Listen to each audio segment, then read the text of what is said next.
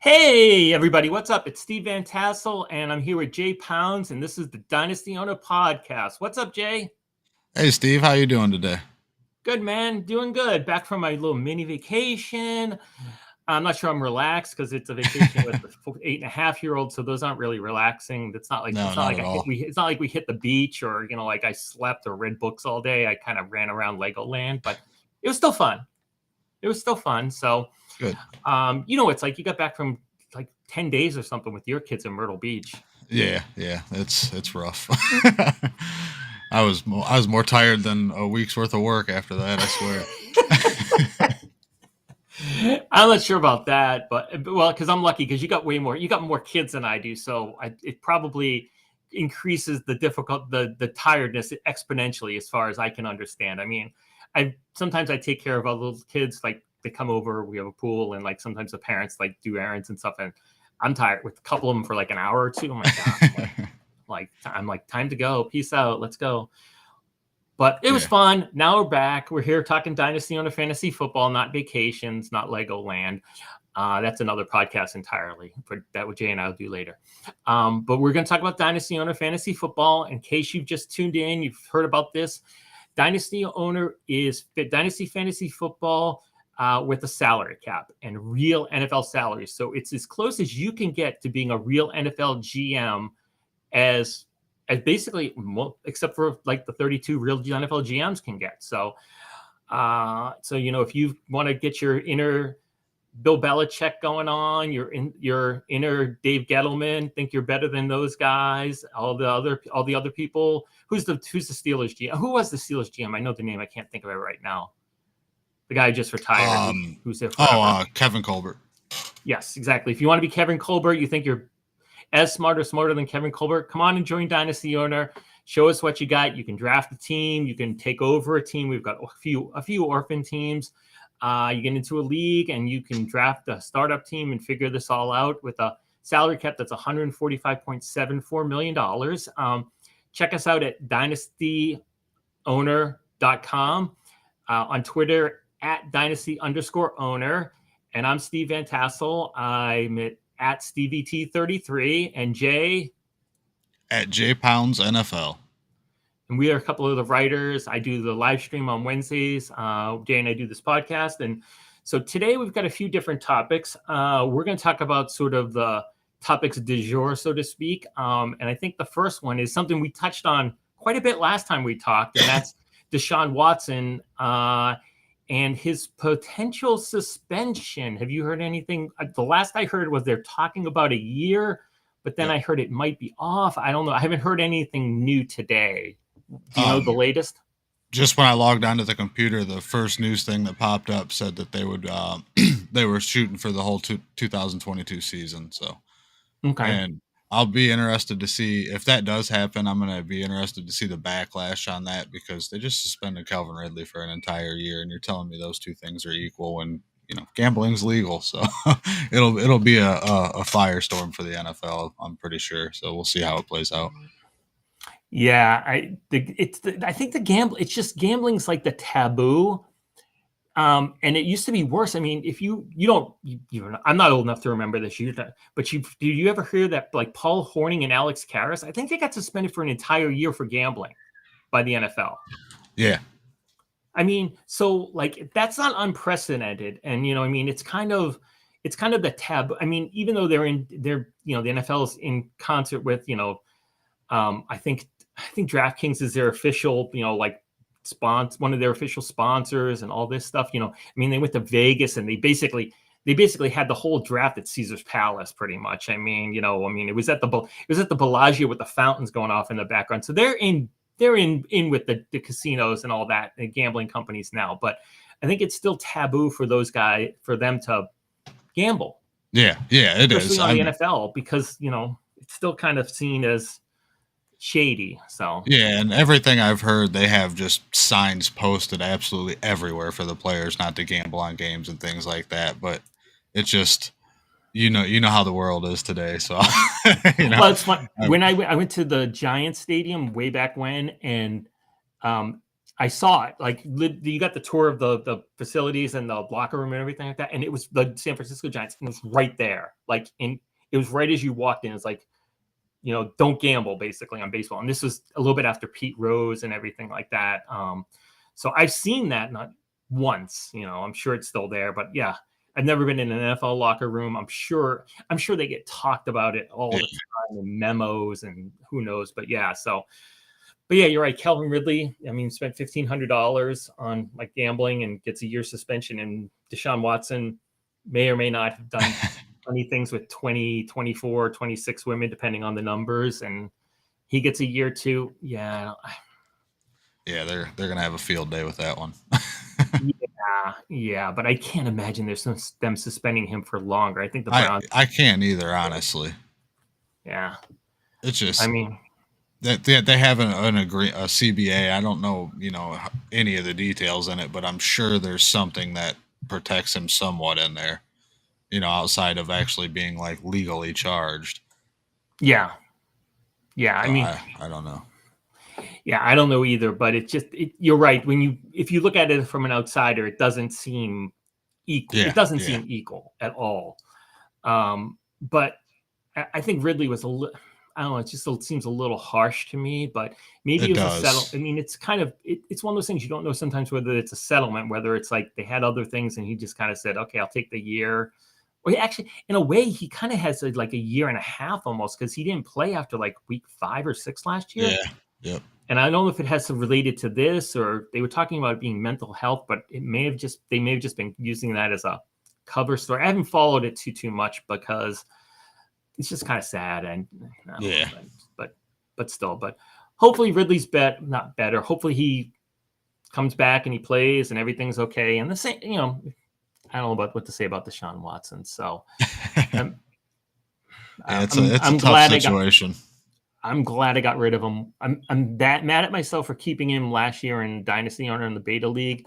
I'm glad when he got the new contract with the Browns that I decided that $46 million was too much for him, and I got rid of him for free when the contract kicked in. I'm glad I don't have that headache anymore. So, I mean, from a purely fantasy aspect, I'm happy not to have that headache. I think I didn't check his ownership level, but I wonder if it's gone. I mean, it was in like the mid 50s the other day when we looked. Yeah, right? Wasn't it like was either 45 or 55, one of the two. Was it that? Okay, I thought it was. I can't remember. At one point, it was like at 58%. I remember either for an article I wrote or something I was looking at. Maybe it was talking here or talking on the podcast. I looked it up and it was like 58 at one point, which I thought was really high. Yeah, it is. So yeah, I don't. We could. Can you look it up, or can I look it up? Yeah, I got it. I mean, I'm just curious right now. Like this exact moment, we're taping this on like a Friday afternoon, so. In Dynasty, you can't just let people know you can't do transactions. You can't just jump on right now and grab somebody. This is the percentage of roster percentage is static till like 5 a.m. tomorrow because you have to do a free agent auction bid and then you bid against all the other teams. So, based on priority and how much you bid. So you have to bid the most to get a guy if you want a guy. So, this isn't changing till tomorrow. He's at 44.12%. Okay, so if you were right, if it was like the mid 40s last time we talked, it's basically not moved. No, and that's surprising to me. I just don't see how that many people can just fit 46 million under their cap and be all right with no points from it. You know what I mean?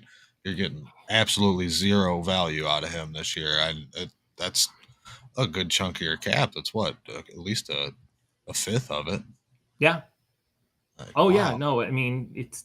Yeah, it was crazy. It hurt last year a lot. It hurt a lot, but I was thinking that it would get solved. I was thinking last year it would either get solved and I'd get him back this year, or he'd be gone and I'd get it gone. So it was a mistake. I held on to him too long, and then I didn't want to take the penalty of. I should have just at a certain point amnestied him and just moved on, and I just kind of. Didn't and got pig-headed about it. So it also wasn't the firestorm it was back then that it is now, though. It's you could rationalize keeping him back then, and I almost did in one league. It took somebody dropping Dak Prescott for me to end up dropping him. That's the only reason I did was because they dropped Prescott. So otherwise, I would have kept Watson. It just didn't seem like it was going to be this bad, and at that point. Yeah, that would have been a dream if somebody in my league had dropped like Dak Prescott or somebody like that. Yeah, because that's almost an even switch. You would have just needed like what, it's $1 million more. Yeah, Because it wasn't Dak's much. 40. Dak's 40 and Watson was 39. Now he's 46. So yeah. So all right. Well, we'll see what happens. We didn't talk about this much on the live stream. But I think we'll see what happens. It's kind of a bad situation, but it's kind It of one of the is. only things to talk about right now because it's kind of the slow season here in the NFL. But we do have more. You want to talk more suspension news? Let's do it. Okay. You and I talked about this before, but I haven't heard a lot of stuff about it. But Alvin Kamara is looking at like a 6-game suspension. I think it was Mike Florio who reported it, and then Kamara kind of sent a tweet out about it. But and the last I read was that David Johnson might be going to the Saints for a visit because he's still a free agent. And if Kamara's out for 6 games, they're very thin at running back at that point. I mean, it's Mark Ingram, Tony Jones, a lot of people who I can't remember off the top of my head because they're not very good. I saw somebody picked up in one of my leagues, picked up Abram Smith. And I was like, okay. And then I realized he was one of the running backs for the Saints. And I'm like, oh, okay.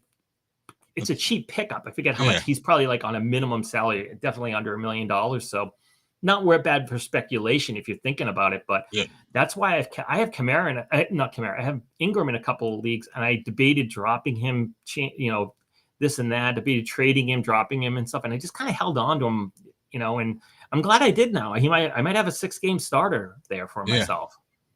So, but if you got Kamara, that's $15 million sitting around on your bench for the first 6 weeks of the season. Yeah, that's a tough one to eat, especially at that position. That's a tough position to recover from. And like you said, the NFL did a great job of burying this story because I heard about it for like a day and a half, and that was it.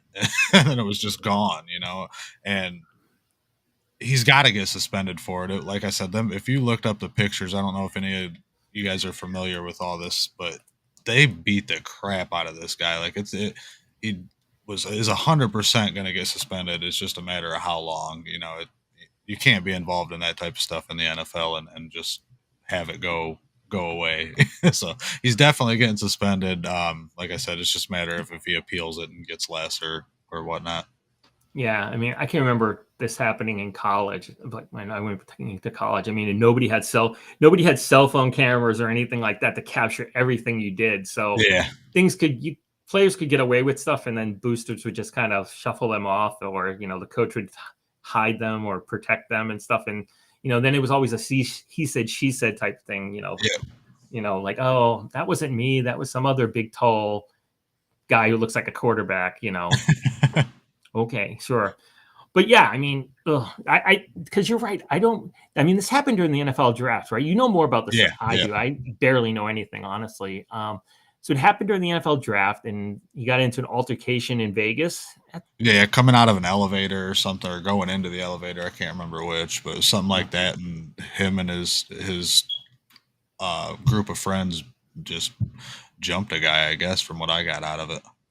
I'll have to look that up. That's pretty bad. So he's looking at 6 games, which is like a third of the season. So that's not great if you have him in Dynasty owner. I'm sure he's like 100% owned or 99% owned, even at 15 million. So, but that's a big chunk of change. So I saw somebody pick up Abram Smith. I'm sure Tony Jones is out there. He's very cheap, under $1 million. Mark Ingram's 1.8 million. I'm not sure how available he is in leagues, I'll look but that up real quick. If he is, I mean, and you have Kamara, not a bad idea to pick him up. He's 97.6% owned, so he's okay. So yeah, you're not picking him up, but then the problem is leagues. What? I said he's available in about 3 leagues now. Yeah, exactly. So, but I know about Tony Jones and Abram Smith, and I know they have the Bean Ozigbo, who used to be on Jacksonville and is on New England. But yeah, I mean, and David Johnson, I have him in one league. I've held on to him. I'm one of about 20%, I think, who held on to him, even though it's $5 million clogging up my cap right now. But I figured if he's going to sign with somebody, he's going to sign with somebody who's going to who needs him and might play him, and he's going to sign for like the veteran minimum of like 1.272, I think. So, I'll keep him. Maybe he'll be useful a little bit, and I'll save $3 million at a certain $4 million at a certain point. So I'd say Tony Jones is probably the guy in the backfield for New Orleans to go after right now. He's 51.76% owned. So okay, and he's only $825,000, right? Yep, 1 year. Yep, 1 year, 825. You can get rid of him free and clear after this year if you don't want to spend a little bit of dynasty dollars to cut him. It's easy dart throw. Yeah. Yep. You got to have a spot, though. But yeah, Yep. So all right. Well, these are sad. They're interesting, and I know we have to talk about them in terms of like our perspective and stuff like that. But it's not fun to talk about. So no, not at all. We'll change the topic and talk about somebody fun. Gronk. It sucks to see you, Mr. Fun. Sucks to see him quote unquote go, but I think he'll be back. I agree. I said that the other day. Basically Drew Rosenhaus said he's basically, he doesn't really think it's real. Matthew Berry said it. I read it, but I assume he said it and I read it somewhere. He said he basically thinks he retired from OTAs and training camp. Yep. I was just about to say that. He doesn't want to go to OTAs. He doesn't want to do training camp. He wants to party and hang out and relax. And I don't blame him. I mean, none of these Brady likes to do those things, but he's just a different guy in terms of that stuff. I mean, but the rest of them, they don't want to do those things. It's hot in Tampa now. I was down in Florida. It's hot as can be down there. I can't imagine trying to run some drills or do the Oklahoma drill during like 95-degree heat. Oh God. So Gronk's retired. And our friend Matt the Jerk wrote an article today where he talked about that. And it just posted by the time people watch this, listen to this, it might be a little bit older, but and more people have read it. But pretty much right now, he basically goes into a little bit of depth, and he says he thinks that the beneficiaries of this are Mike Evans, Chris Godwin, and a little bit of Leonard Fournette. And I feel like he missed out on Russell Gage, because I really think Russell Gage is a good beneficiary from this. Because he's going to be the third wide receiver there. Cameron Brate might take over, be the tight end, and people are talking about Cade Otton too. But I don't know. I mean, Brady basically, from what I read, Brady talked to Russell Gage and talked him into coming down to Tampa. So I don't think Brady gets involved in these things unless he really wants somebody, right? Yeah. Yep. So I got to think, unless Gage is just not a fit for that offense or just has no chemistry with Brady when they start to play, that Brady's going to give him some targets. Yeah. Oh, yeah. And you got to think, I don't think Chris Godwin's going to be around for the first at least few weeks, maybe a little bit longer. He tore his ACL pretty late in the season last year. So that's effectively bumping Russell Gage to the number 2 wide receiver starting out, maybe the first 3 to 5 games of the season. I'm not for sure on that, but somewhere around there, Russell Gage is going to get a lot of targets, and that's going to give him a chance to build that rapport with Tom Brady and kind of, get going with him from the start. So I think, yeah, you're right on that. Russell Gage is definitely going to benefit a lot. Even after Godwin comes back, I still think he'll be effective if Gronk isn't there. If Gronk is there, I kind of see him kind of dialing it back a little bit, but I still think he's going to be involved regardless, just because of the fact, Tom Brady reached out to him and single-handedly brought him there pretty much. Yeah, no, I think so. I mean, he fits the mold of a Brady. Like, Brady likes to throw the quick low passes, Edelman, Welker, those guys really thrived with him. I mean, Gronk, he would throw it over the middle. Gronk would catch it like 3 yards from the line of scrimmage and just run over guys for like 12 yards. Yeah. I mean, man, he was fun to watch in New England. Oh, he was. I loved watching Gronk play. I went to a game. I was here in DC, the back when they were the Redskins, and he bowled over some poor Redskins defender on his way to the end zone. I mean, it just looked like it looked like an adult running over a child. I mean, it was just really bad. And just like, I mean, of course I loved it and everything, right. But I mean, you felt bad, and the guy, you're just like, some like probably 180-pound DB, and Yeah. just Got Gronk's like no outweighs him by chance. 80, 80. But Gronk's got him by like 80 pounds and has a head of steam going. No chance, no chance. Yeah. But we'll see. But I saw some people picked up Cameron Brate the other day when I looked at it. When I looked at it before, when the news came about the retirement, he was 18.8% rostered in Dynasty Owner. The next day, he was 38.8% rostered. So he doubled his roster percentage. And Brate's expensive. He's $6.8 million.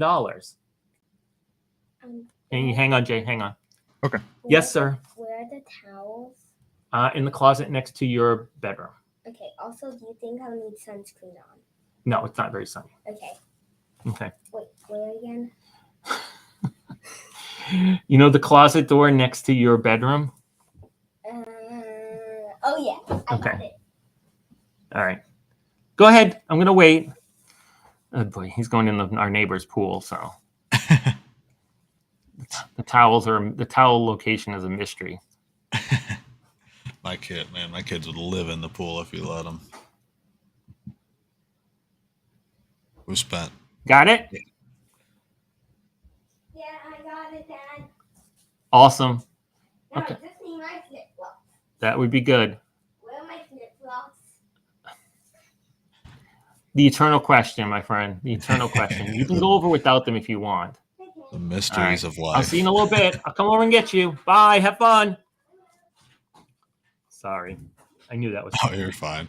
I knew that was going to happen the second I sent them outside, and so. All right. Well, we were talking about Brate. So, yeah, Cameron Brate, he went from 18.8% to 38.8% roster percentage, and he's expensive. He's $6.8 million for 2 more years. Yeah, he's up to 52.94 now. Wow, really? Yeah, he's climbing quick. I don't trust it. I have Gronk in a league and I'm dependent on him. Really, I have Darren Waller and Gronk and that's it. So I'm really depending on him, but I'm not going to go out and pick up Cameron Brate. Even if Gronk does stay retired, I kind of see him bringing somebody else in throughout training camp and just kind of competing with them. Yeah, I can see that too. What percentage is Gronk rostered now? I gotta think it's still still think it's high. I mean, I have him in a league too, and I haven't dropped him. Oh, he's down to 46% now. Whoa! Wow. Yeah. Okay. I might pick him up in a couple different leagues where I got cap room. Yeah, that's not a bad idea. I think it's not a bad idea. I held on to him in a different dynasty league when he retired the first time, and then I ended up trading him. I forget what I got for him, but I got a decent deal, so I traded him because I was kind of bitter because he was no longer a Patriot and stuff, and it hurt me because I had him as my tight end, and then I had I had 6 other random tight ends, so that kind of hurt. But those of you that are rebuilding, go out and pick up Gronk. Hold on to him. When he comes back, trade him for a 2nd-round draft pick or something. That's not a bad idea. And if he doesn't come back, oh well. You were out a roster spot that doesn't really matter a whole lot. Yeah, if you're rebuilding, you're not. Yeah, one roster spot isn't going to kill you. That's kind of what those roster spots are for when you're rebuilding, to pick up players like this that you can flip later on and things like that. Okay. Maybe I'll see if he's available in the league I'm rebuilding in, because I don't remember. Yeah, it can't hurt to have more trade chips, But I'm happy because the league I was really dependent on Gronk, where he was my starter, was the league I traded for Zach Ertz and the 2 pick, and really happy that I did that now. I was doing that because I didn't think Gronk was going to retire, but I needed 2 tight ends. I mean, you need 2 tight ends because you got to play a bench. We play a bench in Dynasty, if you don't know. So you get 25% of the points from your bench players. So I was thinking Ertz and Gronk was a pretty good tight end combo there, and maybe one of them is a flex position on given weeks. But now I got to go with Ertz the whole time, and we'll see what my bench situation looks like. But I can't afford to keep Gronk and get Cameron Brate, because that's $14.8 million tied up in basically one tight end. Yeah. You might as well pay Dallas Goedert. That's George Kittle, or exactly Dallas Goedert, except for that's not nearly as good as George Kittle. Right, yeah. Goedert. I mean, Dallas Goedert's expensive at over $14 million, but he produces a lot more than the Gronk Cameron Brate combination. Yeah, I got one league where I got a lot of young players, so I was able to keep Mark Andrews and Dallas Goedert. It's a lot of Oh money wow, tied up in the tight end, but I still got like 30 million in cap space available or something like that. wow, that's a lot. That's a lot. That is a lot in the tight end position, but at least you have at least we have a flex, so you can play both of them every week if you need to. Yeah, yep. And it helps out. Having Tom Brady and Justin Fields as your quarterbacks help out a lot.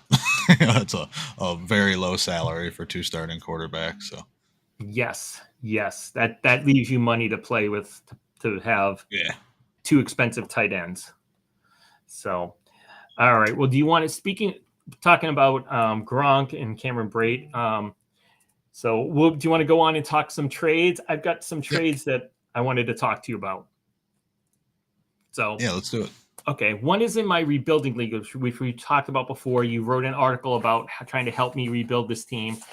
The league isn't very active. It's getting more active because some of the inactive owners are leaving, and we're getting people who want to make trades and do things and stuff. So it's finally picking up a little bit because that's the league I had Delvin Singletary, and the best offer I was getting for him was like a 3rd-round pick or a 2nd-round pick, which, I mean, Singletary's under $1 million. He's a guaranteed starter. I should be able to get more for him than that. So I've kind of kept him. But I do have the 2nd pick in the draft. We didn't do our rookie draft in this league because of the inactivity. They wanted to find a couple of new owners. So, but it's coming up. And so I have the number 2 pick, and I kind of put it out there. I was like, hey, I have the number 2 pick. I'm happy to take Breece Hall or Kenneth Walker, but if you want one of those guys, shoot me an offer. And Jeff, the champ, Skull Vikings, offered me a couple of trades, and so I'm disinclined to take any of them, but I wanted to get your opinion on them. So the first trade was James White and Deebo Samuel, and then he would get the number 2 pick, my 2020 number 2 pick. And I rejected that one because Deebo could be 1 year and then he could be 25 million, and White, they're not sure he's going to be back. There's a reason why they drafted 2 running backs. The Patriots drafted 2 running backs. I mean, I love me some James White. He's a Super Bowl MVP in my eyes and most people in New England's eyes, but doesn't mean I want him on my dynasty on a roster. I mean, so I rejected that, and I think that was a good decision. What do you think? Yeah, I mean, Debo could be 30, 32 million next year. He's with the way he plays running back and wide receiver, he's trying to get one of those. I remember back when Le'Veon Bell was trying to get paid, he wanted to be paid as a wide receiver and a running back, and Debo's kind of following that same path, but he's going to get paid, and he's not going to miss a year of time. He's too talented. I think he'll end up being the highest paid wide receiver when it's all said and done. Wow. Obviously somebody will end up surpassing him at some point, but at the time he signs his contract, I think he will become probably the highest paid receiver in the NFL, just because of the way he adds to the running back position as well. No, I agree. And the thing is this team, I already have Patrick Mahomes, so I already have $45 million. Yeah. And so if Debo's 25 million, go on a low end, that's 70 million tied up in 2 players. And if the salary cap goes up to this year it's 145.74 million. Say it goes to 155. I'm still spending $70 million on 2 players. Yeah. Yep. And which with that number 2 pick, you can, like you said, you could trade back to the 5 and it's not going to be a huge difference for you for the most part, unless you plan on taking Kenneth Walker. But what I would do with the 2 pick is wait till I'm on the clock and then try to trade it. Yeah. See what you can get. If not, take whoever you like there and then build around that guy. Just like you said, That's too much salary tied up in Patrick Mahomes and Deebo Samuel to really have any type of roster around them. You know what I mean?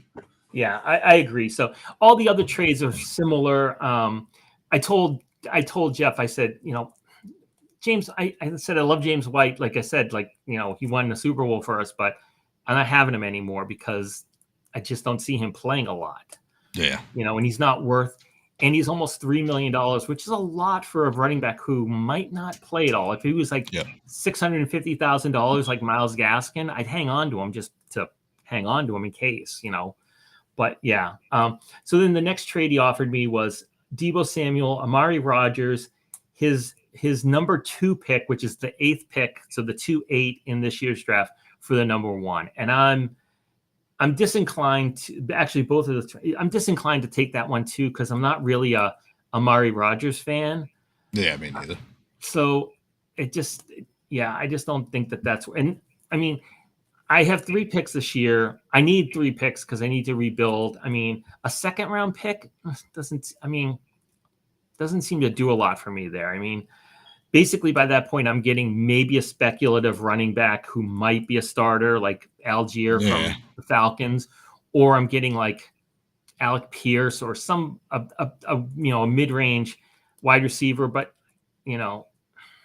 it just doesn't seem like a lot to give up for Kenneth Walker, who I actually really like. I don't have a lot of strong opinions about a lot of these guys. I think those wide receivers that were all drafted in the first round, you could give me an argument for all of them, and I think it's okay. I don't have like one of those guys who I'm like going to die on a hill for, but I do think Walker is, I think he's better than Breece Hall. I mean, personally, I saw him play in college a couple of times. He played Miami once, and he just ran all over us. And I just thought I just think he's very good and has a chance. And Seattle runs the ball if they keep Pete Carroll around. Yeah. And I know everybody's gushing over Rashad Penny. Personally, I think Rashad Penny runs it up on bad defenses and then doesn't do much against good defenses. So I really need to look at that to see if I'm just inventing that in my head. But I feel like he runs for like 150 yards against the Dallas Texans and then runs for 45 yards against the Rams. And, it averages out to like 100 and it looks like he's averaging 100 yards a game, but it's 150 against the Texans and 45 against the Rams, which means I can play him against the Texans, but I ain't playing him against the Rams. Yeah, and I just can't get on the Penny bandwagon. He's just been hurt so much. He's just never stayed on the field for more than like 4 games in a row, and I just can't trust it. It really is. I don't think he's played more than 4 games. I think that last stretch he had last year was his longest stretch staying healthy. So okay, so we're on the same page on that. So yeah, so I feel like if I'm picking Kenneth Walker there, or even if I pick Breece Hall because Kenneth Walker gets taken 1, I'm still, I agree. So those are the trade offers. So it sounds like you're telling me to reject it. Yeah, I wouldn't do it. I mean, Deebo's a heck of a talent, and I know he's not going to give you a first in the trade, but that's what I would counter with. Just that second round pick's way too late for the amount of salary you have to take on and all that. And like I said, I already know he's going to reject that, so I wouldn't even bother. I would just kind of move on. Well, it's funny. After he made all these trades, I think he got the number 1 pick. He got Josh Allen in the 1, and I think somebody else, and he gave up like Brady and a couple of spare parts. I think it wasn't anything. I wouldn't have done the deal personally. I can't remember the exact deal, but he let me see if I can find it. I know it's in my email somewhere. But okay. Well, speaking of, he got Josh Allen, Jamal Williams, and the number 1 overall pick for Tom Brady, Rashad Penny, Brandon Cooks, Kyle Trask, and a 2024 first. Wow. Yeah, I'd do that. If I was Jeff. If you were Jeff was the one who got Allen, Williams, and the number 1 overall pick this year. Yeah, I would. I mean, but if that was what he was, now the team that he offered it to and got that deal with is in huge trouble in terms of salary cap. I mean, they had like Wilson and Allen. Basically, that was their entire team was Wilson and Allen, and so Russell Wilson and Allen. So now they spread it out a little bit, but yeah, I don't think giving up. And maybe the guy, the team he traded with doesn't like Breece Hall and doesn't like Kenneth Walker and is fine getting like one of the other first round wide receivers, any of them, which is fine. But yeah, interesting. Yeah. Yeah. I mean, I just made a lot of moves in this league since he took over a team in like 2 weeks. He's probably turned over 2/3 of his roster in that league. Like you said, he first went after, like, he got rid of the guys he thought for the bench guys that he didn't like, and he put in bench guys that he liked. and now he's making the big moves. So, yeah. So I don't know if he'd even accept the counter, especially because he doesn't have the 8 pick anymore. He has. Oh, the he doesn't. 1 pick. Okay. Yeah, no, he definitely won't do that. Yeah. Yeah. So we'll see. But yeah, I was going to reject it anyways. I thought I'd think about the Samuel and Rogers thing, but because I was going out and I couldn't deal with it right at the moment. But I was thinking, as I was driving, I was thinking about it. I'm like, I really don't like Amari Rogers. Why do I want to make that trade? And he, he's going to be in a bad spot with Josh Allen and Deebo Samuel salary wise here soon. Well, I think he's doing everything he can to get rid of Deebo Samuel. Yeah, he is. Every league he has in. So I think he's pretty much on the record as, kind of like getting rid of Deebo. But, if he plays out the season, does well, and then gets rid of Deebo for nothing, that's not a bad thing. Yeah. So we'll see. But yeah, I just don't want to take on the headache of Deebo, because just, I don't know. You just don't know what's going on with these things. Okay, so once they get them big contracts, it's so hard to trade. Like AJ Brown, I can't trade him in one league. I got offered like a late first for him. I was like, no, I'll just keep him and figure out how to afford him. But nobody wants him he's not even.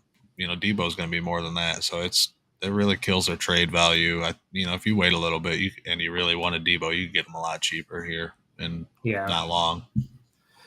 Yeah, see, the AJ Brown thing for me personally, he's going to get 25. He's cheap this year, and he's going to get 25 million next year. But he's never played with the Eagles, and we discussed this last week. I think name me a great Eagles wide receiver. Yeah. Not to say that it's not like the city's cursed on wide receivers or something, but I don't know. Is he the guy to kind of break the mold and be the first great Philadelphia Eagles wide receiver, the greatest wide receiver since Harold Carmichael? Maybe. I don't know. Maybe not. I like Devontae Smith too. I think the two of them, as long as Jalen Hurts can just kind of continue to grow a little bit, I think they'll be all right. But I feel like once they start playing, the trade value may go up, but it definitely could go way down if Jalen Hurts comes out and struggles. So it's a gamble, but I'm gonna go ahead and hold on to him and just kind of see how it plays out. Oh yeah, I'd hold on to AJ. If I was you, I'd hold on to AJ Brown. At worst, if he doesn't play great and you have the contract and he comes up and you don't want to fit him, you just get rid of him for free. Yeah, and move on. Cost myself a late first. I think it was the 7 or 8 pick or something like that I could have gotten for him, but I just feel like AJ Brown's way more talented than that, so I'll figure it out at some point. Yeah. I have Michael Thomas. I can get rid of him. I'll keep AJ Brown if he does well, something like that. Yeah. So actually, Michael Thomas, I can flow into the next trade, because the next trade thing, which is the league we're in together, the Writers League, because the new team said that like Michael Thomas and Chris Godwin are on the trade block, and I don't want Michael Thomas. That's $19 million of Lord knows what. Right? Yeah, but I do have interest in Chris Godwin. 3 years, $20 million. It's a reasonable contract for a guy who could be a top 10 wide receiver. Maybe not this year because of the injury, but then I got the offers, and it just, I don't know. It started. Do you want to talk about this? Because you're in the same leagues, but I can tell you. You don't mind? No, I already know what I'm going to tell you to do too. So okay, you saw it. Yeah. So I reject. Here's what the trade started off with. I would get Chris Godwin, and they wanted Michael Gallup and Cam Akers. Well, they sent me 3 offers at once. Actually, the Michael Gallup and Cam Akers. No chance I'm taking that deal. No. I love Michael Gallup. I like Cam Akers. And I would be paying more for one player for Chris Godwin. So I was like, there's no chance I'm taking that deal. Then he basically had the same deal at the same time, which subbed in Antonio Gibson for Cam Akers, which I'd be more inclined to take that deal, but I still don't want to take that deal. And then there was a deal which was like Chris Godwin and Marquez Callaway for Gallup, Akers, and Mac Jones, which I'm definitely not doing. No. Even though Mac Jones is my 3rd quarterback in that league, I've got Stafford and I've got Kyler Murray. So obviously next year I can only keep one of the two of them because they're both going to be making 40 plus. So I gotta. Yeah, I can't keep No. both of them next year. It's impossible. So I got to You'll be decide which one dependent of those. on Mac. Yeah, which I'm going to keep one of them, and then Mac becomes the the bench quarterback. So I can't get rid of Mac right now in that league. I can't get rid of Mac right now in that league. Plus, he's a Patriot. He's my guy, so I'm going to keep him. Plus, I think he's good. Yeah, he's not bad. He's. I mean, would you? I don't mind having him as my bench quarterback. No, not at all. He's definitely serviceable enough for your bench quarterback and a bye week plug-in. Yeah. Oh yeah, exactly. I mean, I'm happy with that. I mean, am I going to start him over Stafford or Kyler Murray? Doubtful, unless one of those guys is hurt or is having problems this year. But I mean, yeah, I'd roll him as my bench quarterback and let it go all the time. So, and then the last rejected offer was Chris Godwin for Antonio Gibson and Mac Jones, and that just same thing. I'm not getting rid of Mac, and so I rejected all of those, and then he's come back with some new ones which are better because I basically said I'm not getting rid of Michael Gallup, so don't try for him. That's not going to happen. I initially offered him Tim Patrick actually, and he kind of didn't like Tim Patrick, but now it's become so I have 3 offers out here. So they're all kind of live offers. So the first one is Godwin for James Conner and Tim Patrick. The second one is Godwin for Tim Patrick and Cam Akers. And the third one is Godwin for Tim Patrick and Antonio Gibson, which I think is closer to what I'm willing to pay for Godwin. Me personally, I would take the James Conner and Tim Patrick deal and run with it. James Conner is going to be around for one more year. You know what I mean? Tim Patrick, we don't know. Jerry Jeudy might get suspended for a couple games. Everything got dropped, so I don't even know if he'll get suspended at all. So we'll see there. But yeah, I'm more than willing to tell you to get rid of Tim Patrick, but I would 100% do that top deal. Okay, well, see. Here's the deal out of the 3 that I like the best is I like the Antonio Gibson deal. And I'm just concerned. I like Gibson. I like him a lot. And I don't like to give up running backs that are like starters or even bench guys, or, I got like 3 or 4 starters in this league that I could kind of, depending on the matchup, fit in as the starter versus the bench guy. Because I got Connor, I got Akers, I've got Gibson, and I've got Josh Jacobs. So I figure those 4 are rotating around the starter and the bench based on matchups and who I think is going to do best. So I'm pretty happy with that. And I'm kind of a little reluctant to kind of ditch that off. But I do like Chris Godwin, but I am concerned about the injury. And the reason why I was going to do Gibson is I just think Connor doesn't have anybody behind him. No, he doesn't, but his health, he stayed healthy last year, but his health's been a question for a long time. He was banged up all the time in Pittsburgh. He was nothing but a headache in Pittsburgh. I don't get me wrong, I loved watching him play. He's a fantastic Steeler, but as far as a fantasy owner, he was very much a headache in Pittsburgh. Everybody gets, the health is a very unknown thing, so it's hard to say he's going to be hurt again. But I just don't see him staying around more than maybe 2 years in Atlanta. He's getting up there in age. He played a while in Pittsburgh, so unless he's going to be Frank Gore or something. I feel like he's not. How old? I don't think he's. I feel like he's not even 27. Really? I mean, maybe I'm way off base on that. I mean, I could be. I just feel like he played in Pittsburgh forever. It seemed like it's possible. I mean, it's totally possible. I could be out of my tree on that one, but let's look. It's 27. Okay, so he's 27.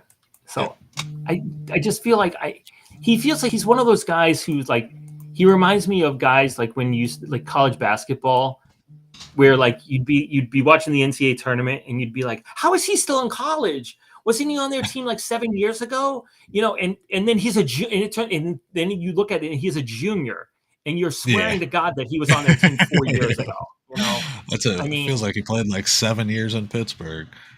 Yeah, my friend, I can't remember the guy. There was one guy who we swore was in college for like 8 years. I think he was on Syracuse or something, but it seemed like he was in the tournament every year for like 8 years. And you were just like, how is he still around? And then Tony Sacca. Was he the quarterback at Penn State for like 9 years in like Isaka, that Didn't name he feel sounds like he was a familiar. quarterback for like 9 years at Penn State?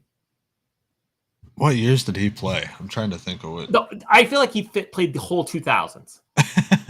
Like I literally feel like he was the quarterback from like 2001 to like He 2009. might have. I mean, he just That's felt like funny. he I'd was have to there look that up. forever. He felt like he was there forever. It used to happen more in the 80s and 90s because now guys Yeah, leave. yeah. But back, I'm telling you, I feel like Tony Sacco was the quarterback at Penn State for like the longest time. And so, But I mean, and it's funny because now like guys can have 6 years because of the COVID yeah. year. Like Oh yeah, I didn't think the about Miami that. quarterback, De'Ara King, came back for that was his 6th year in college. Wow. Because he played 3 years, and then he played like 3 or 4 games for Houston. Then he redshirted. Then he transferred to Miami. Then it was the COVID year, so that didn't count. And so then last year when he got hurt, that was his 6th college season, and he played all of them too. That's crazy. Yeah, exactly. I mean, so but like I felt like back in the day there were guys who were like there forever. He got drafted too, didn't he, King? No, he was an undrafted free agent He for signed somewhere though. Patriots, and then the Patriots let him go. So I don't think he's okay. gonna. I don't think he's gonna stick unless he changes positions. He was a good college quarterback, but I just don't think he's a pro quarterback. But he could become a wide receiver. He could become like a gadget wide receiver. He could become like a gadget wide receiver. Yeah, a little Antoine Randall. A little bit, yeah, a little bit. And he threw the ball pretty well, but he got hurt, and then the Miami team was terrible last year. So, anyways, okay. So you think I should take? Yeah, just now. Do you think I should take the deal, or do you think that's the best of the 3 deals? I would take it, me personally. Just Connor's $7 million.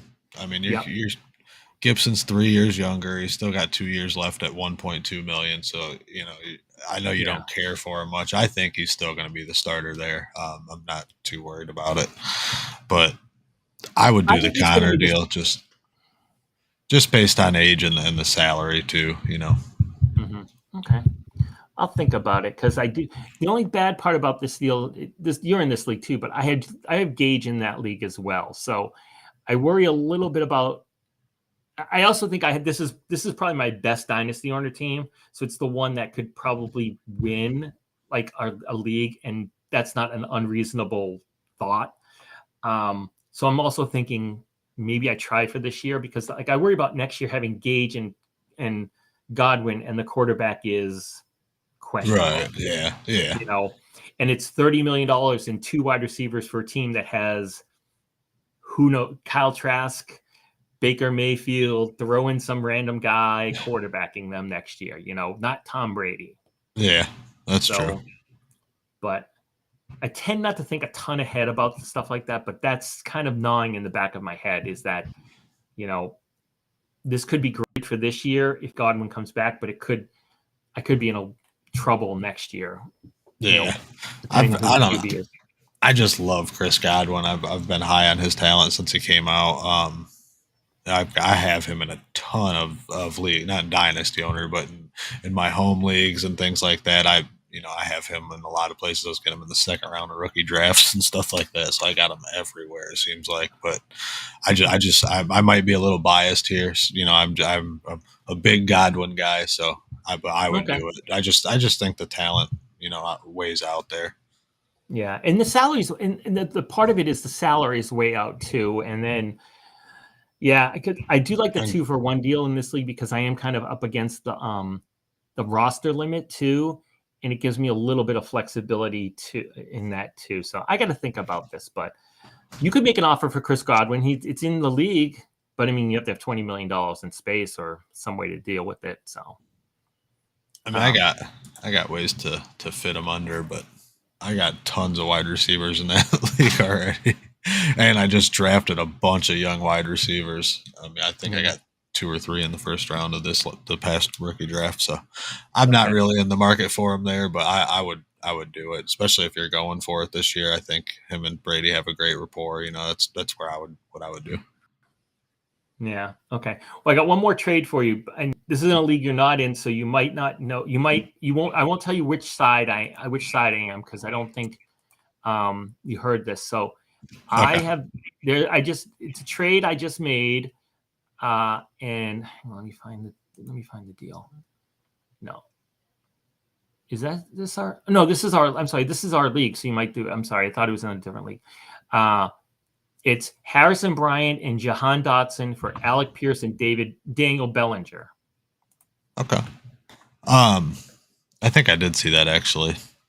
Yeah, it is our league. I forgot. I thought it was the other league I was in. I'm a Jahan Dotson guy, so I'd favor him over Alec Pierce, but it's all an opinion at this point. You know what I mean?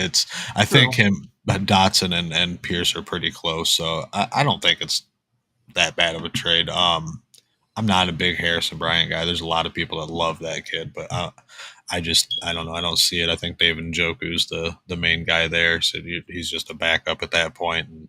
And as far as Bellinger, who knows? He's the Giants tight end, right?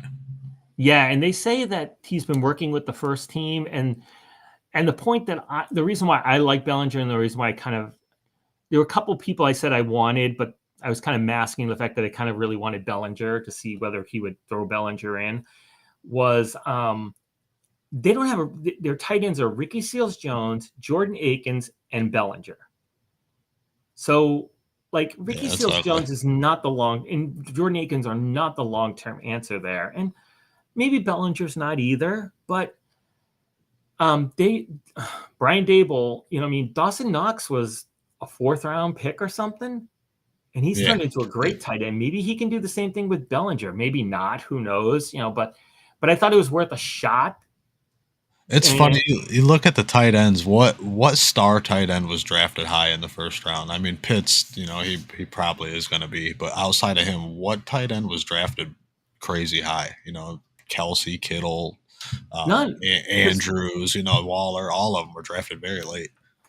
Exactly. Yes, exactly. Because it's nobody wants to spend that kind of money. Nobody wants to spend that kind of money on a 1st round pick. I mean, well, think about 5 years ago, there were 3 1st round picks, tight end picks. O.J. Howard. No. There was Hawkinson and Fant a couple of years ago. No, this is when Njoku, Evan Ingram, and O.J. Howard were all taken in the 1st round. I mean, Njoku has panned out the best of the 3 of them, but I wouldn't say he's been great. No, nowhere near great yet. I know he got a big contract and stuff like that, but Evan Ingram did nothing really for the Giants, and now he's moved on to Jacksonville. And I think Hayden Hurst was in that class too. He was a late 1st round pick, right. and then like you said, Andrews outplayed him, and so none of them. Only Njoku got the option picked up. O.J. Howard is on a make it work deal with Buffalo, and so like those were all late 1st round tight end picks, and 1 out of 4 hit at best, and that's assuming that you think Njoku's a hit. Yeah, and then a couple of years later, you had Hawkinson and Fant. And, I wouldn't exactly call Fant a hit. Hawkinson's been okay as far as fantasy goes, but it's just tight end's a crapshoot. Yep. I mean, Gesicki was a 2nd round pick, I think. Schultz was a later pick because his salary is nothing the first couple of years. So, most of those guys, you're right, come in as like a 3rd, 4th, 5th round pick. And, so you just have to. Yeah, I don't mind. You either have to know or guess right, frankly. It's a lot of guessing. But. Yeah.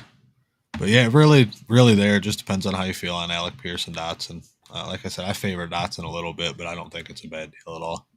Yeah, especially getting Bellinger in there, that boosts the needle a little bit, Yeah, what the thing was is I didn't really care much about Dotson too much. I was kind of like I picked him when I picked him because I thought he was the best guy out of the guys that were left there, and so I picked him. And then Dirty Hippie Farmer wanted him and solicited the trade, and I'm like, and I looked at his roster and I was like, oh, Alec Pierce. I was targeting him as like my 2nd round pick in that draft, and he took him before me, so I was like, drat, I kind of wanted him.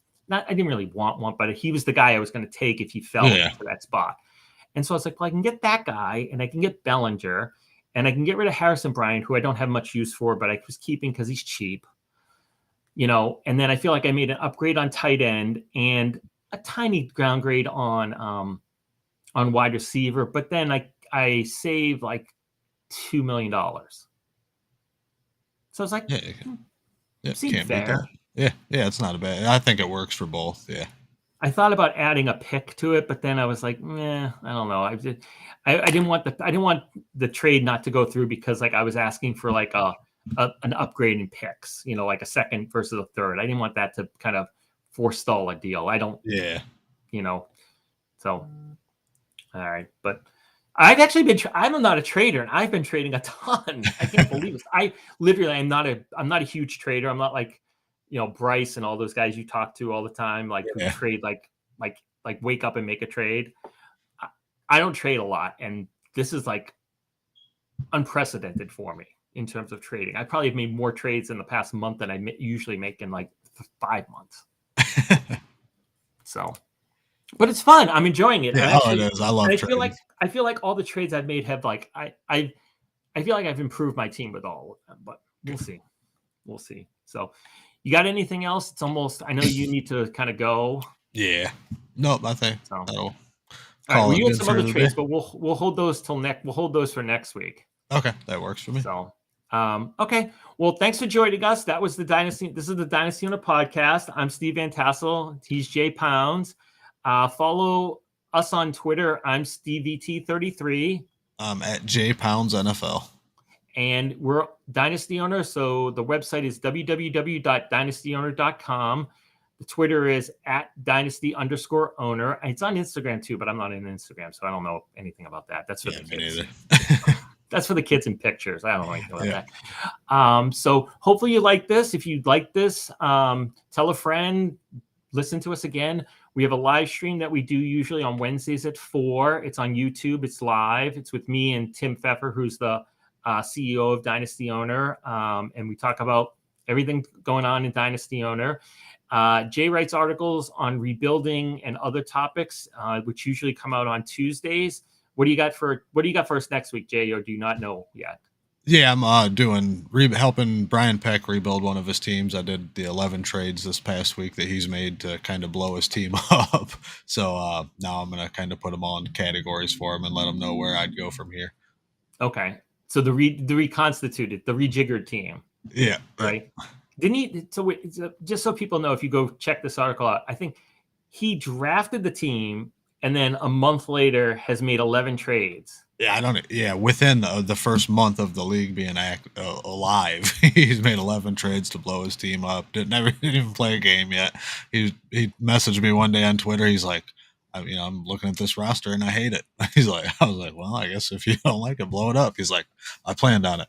And then he starts sending me trades after trades. I was like, holy cow. Like he wasn't playing around. So he blew it up, but I think he's got it going in the right direction. So for a rebuild. So we'll see. I'll take a deep dive into it this week. Okay. That sounds interesting. It sounds fun. I don't know. I guess I like I guess I don't know. Maybe I just like drafting. I guess I like drafting better than trading personally. Yeah, oh yeah, drafting's my favorite part for sure. Yeah, I think so. I like the idea of putting it together and figuring it out and going and like just going, oh, that guy, I can get that guy and he fits in with this and but okay. But other people like trading. I mean, I don't know. Some people just like blowing teams up, I think, frankly. I mean, I enjoy it sometimes. I'm not gonna lie. Yeah, see, exact opposite. I hate blowing it up. We've talked about this before. I despise that because I don't want to lose. I never want to lose. I hate that. I understand it's necessary at times in sports and everything, but I hate it. So, all right, very good. Thanks a lot. Hope you all enjoyed it. Please join us again next time. We'll have something next week. Might be a little earlier in the week than this one, but we'll see. We're trying to keep it a regular weekly thing. So thanks for listening. Go out, make some trades, figure out what's going on, keep track of things, pay attention. Dynasty Owner is a constant. You can look at it every day. I know I do. Yeah. So All right. Thanks a lot, Jay. Have a good rest of your week. Thanks. You too. All right. Bye.